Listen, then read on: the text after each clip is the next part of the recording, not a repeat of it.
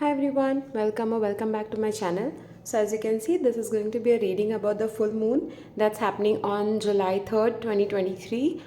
It's happening in the sign of Capricorn. So we are going to look into the general energies that we might encounter during this time, and we'll take advices from angels and the spirit realm to see how better we can navigate through these days.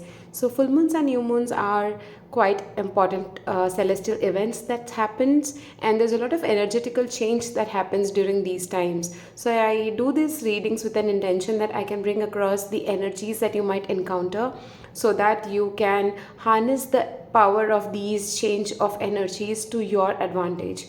So that's the intention for this reading. So it will be in two parts. First, we'll discuss about the general theme of this based on the sign that this full moon is happening in, and then we'll go into the cards and see further details about it.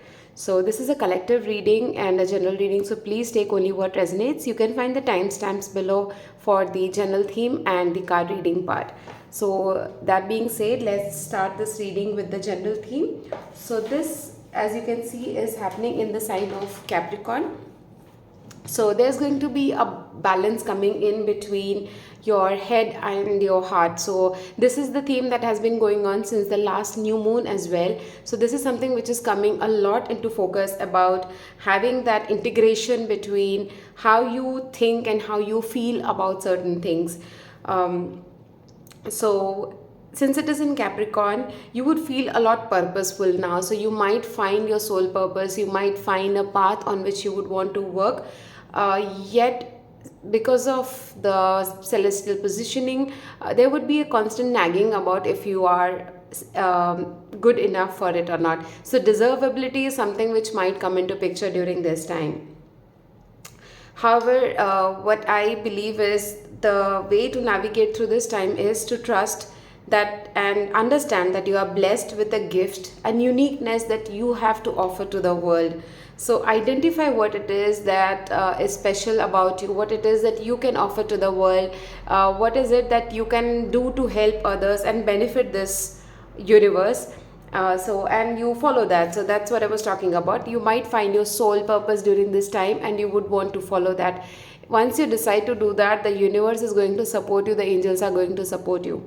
So during this full moon, release everything, every judgment or negativity that might be there with regards to what plans, dreams or goals you have in your life.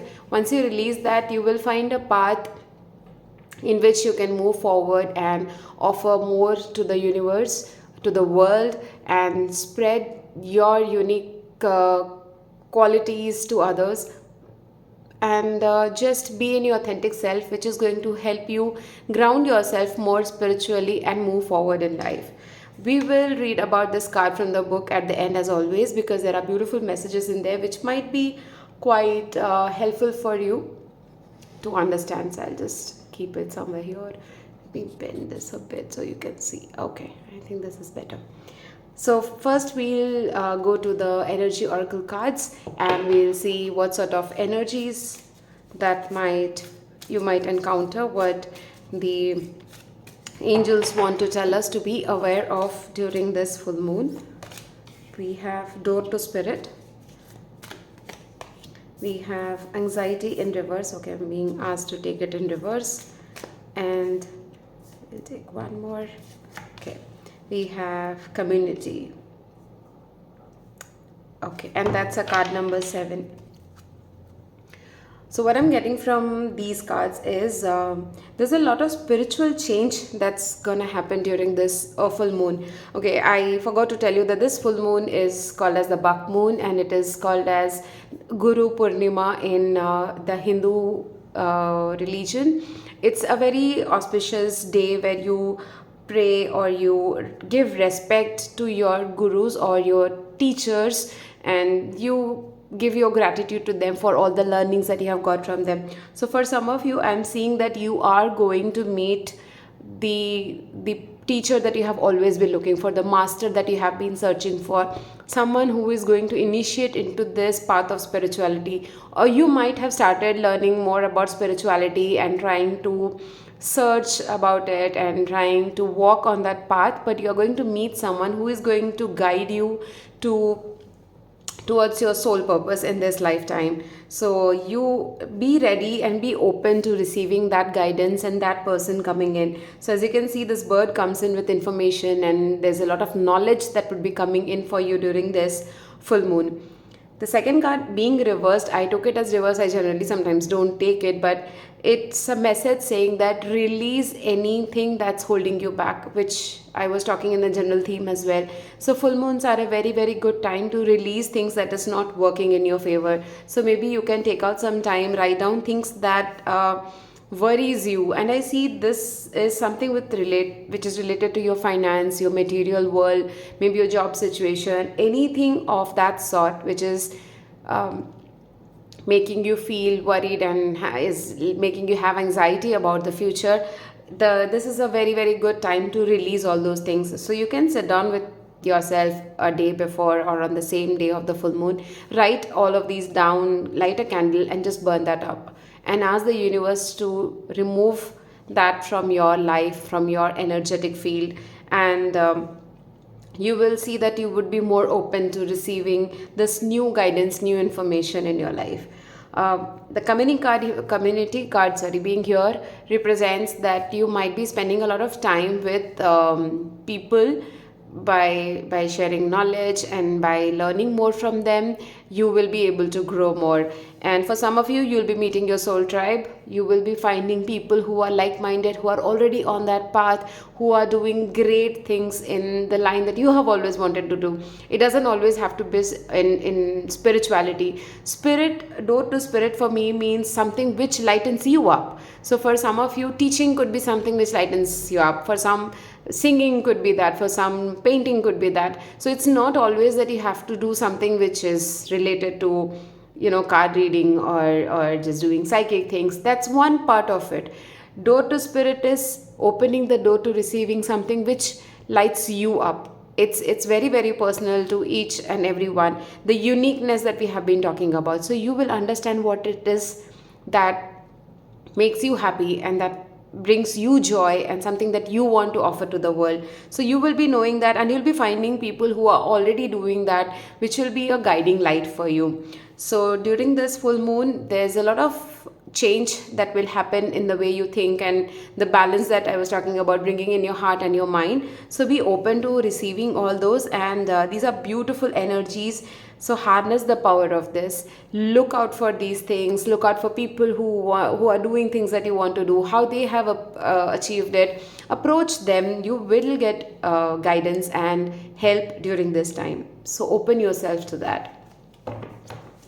I love these energies. Let's ask the angels to guide us